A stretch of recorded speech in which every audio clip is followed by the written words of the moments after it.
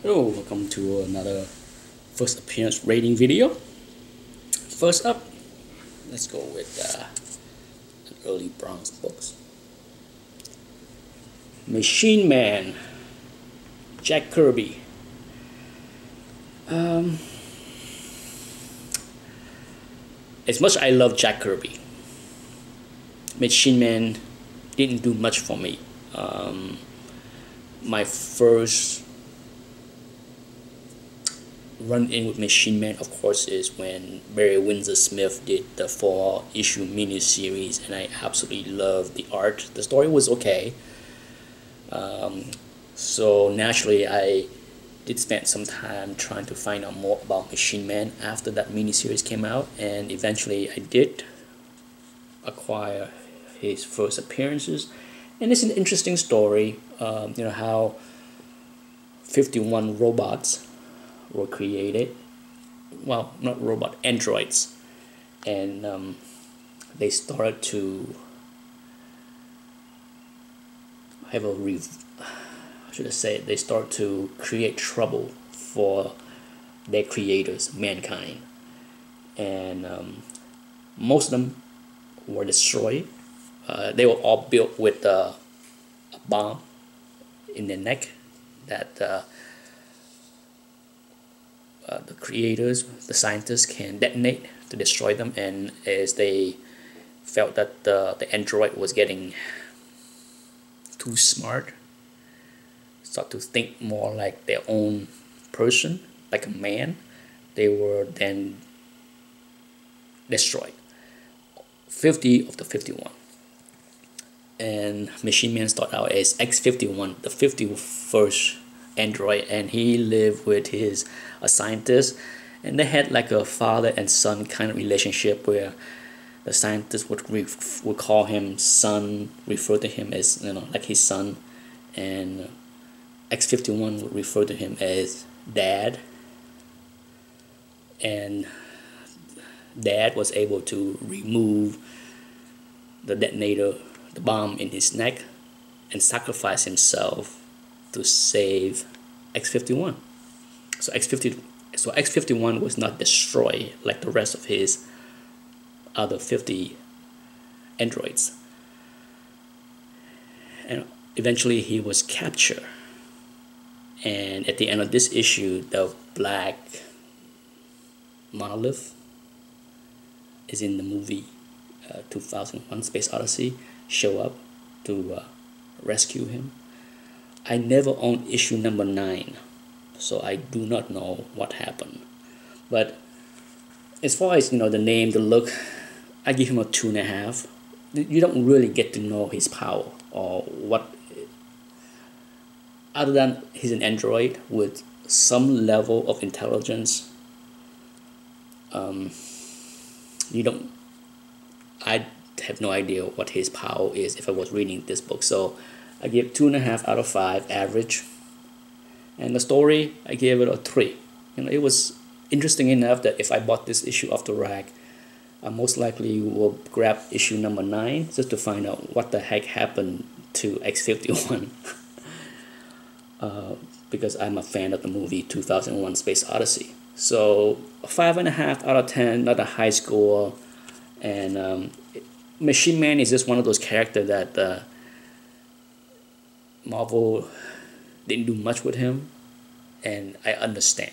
He's just one of those characters where I don't think there's much you can do with him.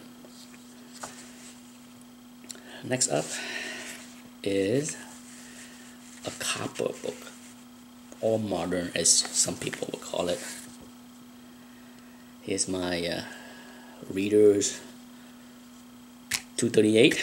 This one is missing the tattoo. I love this cover. To me, this is one of the better copper cover. I even like this cover more than issue 252, that Swipe Amazing Fantasy 15. But this is such an awesome cover. Kudos to John Romita and his son, Junior. Beautiful. Now, the Hobgoblin, I would have given him a much higher grade if the Green Goblin never existed. Okay, if the Green Goblin never existed, and I have never seen the Green Goblin, I would give this character at least a 4, if not 4.5 out of 5. But because the Green Goblin existed, even though this is a slightly different character, it's not original enough to deserve a higher grade than a 3.5. Okay, so here is the first full look for those that don't have this book. It's pretty cool, full page. So because it's not totally original, he only get a 3.5 out of 5 for the name, the power. As far as the story and the art inside, I gave it a 3.5 out of 5 also. So this book get a 7 out of 10. The story was okay. And one other thing I don't like about Hobgoblin is that once again, I don't know why Marvel and the writers felt a need to tinker with this character with so many different people playing, putting on the costume. Why can't they just stick with one? Am I the only one that prefer to just have the first person that create the Hobgoblin to stay as the Hobgoblin instead of having half a dozen other bad person over the past 30 years putting on the costume? It's kind of silly in my opinion. So I'm not a big fan of what the writers have done with this character over the past many years. But a 7 out of 10 for the Hobgoblin. Last is the Black Panther. Great intro here. Tough book to find. My book is about 6.5. The worst part is it's like a almost 1 3/4 inch crease right here in the top, and then the spine is slightly has some wear, but the rest of the book, as you can see, the corner, the edge, pretty sharper. I would not be upgrading this book anytime soon. I thought it was expensive back when I bought this book a few years back, but now forget it. With the movie hype, I'm happy with this 6.5-ish copy. Regardless, the name, the look, everything, 4 out of 5. I like Black Panther. I like the look.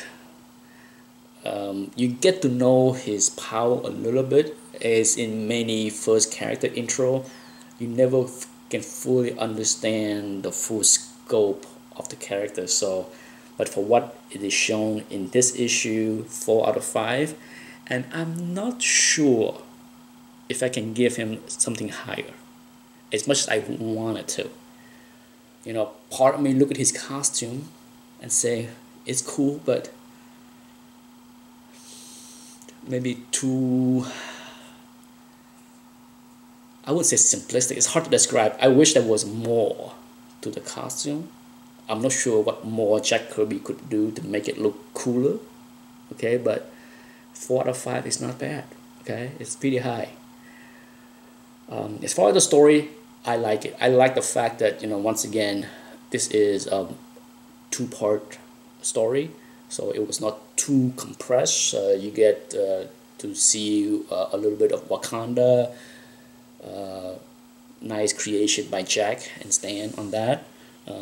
How the story left you in a cliffhanger, because for the most part of the story, you have Black Panther fighting the Fantastic Four and did a pretty good job, you know, holding his own against the Fantastic Four. But at the very end, he revealed his true nature, why he invited them to Wakanda. So this definitely make me, the reader, want to go out there and get issue 53 to finish up the story when I bought this book. So as far as the story, it served its purpose. Decent origin. I get a 4 out of 5. So this book got an 8 out of 10 for me. I like the cliffhangers. The best part about this book, one of the hidden gems about this book is actually the letter page, and I'll give you a closer look of that. But that's it for this video. Thanks for watching. Bye. Okay, so here's a close-up look of 2001. Beautiful. I love this cover. Yellow, bright yellow and red and purple. Great color combo. Beautiful razor sharp copy. And this book is fairly inexpensive. You know, I bought this on at a pretty decent price. Nothing wrong with this. I think 2 spine thick, but the rest of this book is uber sharp. Next up, here we go. You can see the corner slightly rounded, no biggie. The spine have, you know, some scuffing, and then that corner crease right there. But other than that, tough book to find in high grades. You know, one reason why it's so expensive because the black covers, but awesome action pose right there.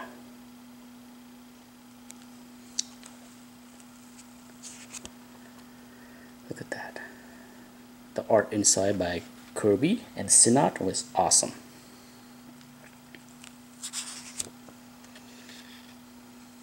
The Inhuman play a small part of this book on a side story.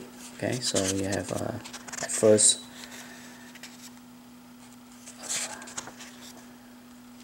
there you go. Look at that headgear on Black Bolt. Only Kirby can come up with something that cool looking, right? Cool and crazy at the same time. Just look at this. I just love that. That is awesome.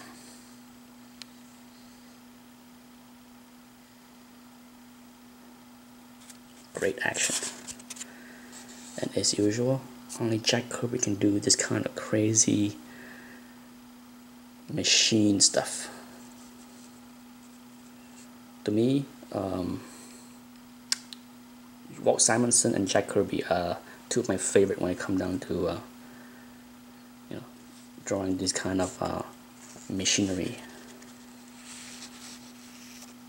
They have their own crazy imagination that most of us can't come up with.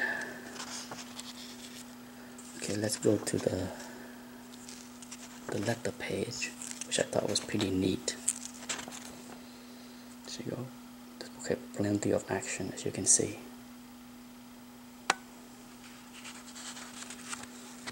See, there you go.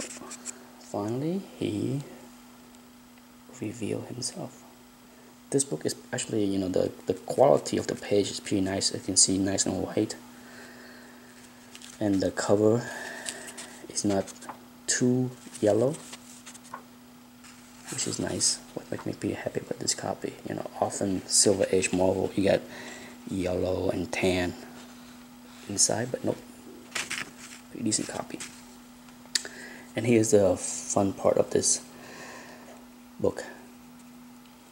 Or readers, a letter here talking about how he's not too crazy about, you know, all the 2 powerful characters.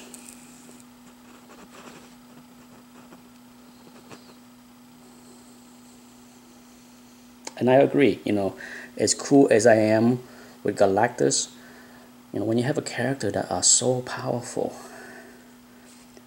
it's very hard to write stories for that kind of character. The same thing with many of the other powerful characters that Marvel had, from Eternity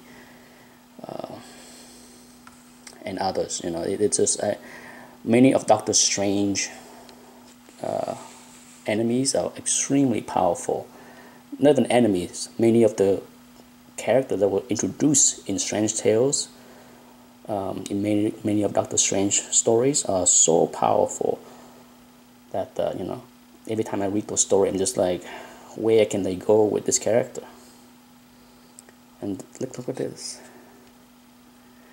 You know, back in the Silver Age, you know, a lot of books are just one story line, and you know, by 63 or so, Marvel start to write multiple issues, and here you have someone that actually enjoy the longer story arc. Pretty cool, right? Who doesn't? You know, I mean, I love a one-shot story sometime, but occasionally many of the Silver Age books I read, I felt the story is way too compressed and should have been 2 to 3 or longer issues, you know. There's too much going on to squeeze into one issue, so I'm glad that Stan decided to write longer stories in the 60s. Anyhow, that's it. Thanks for watching. Bye.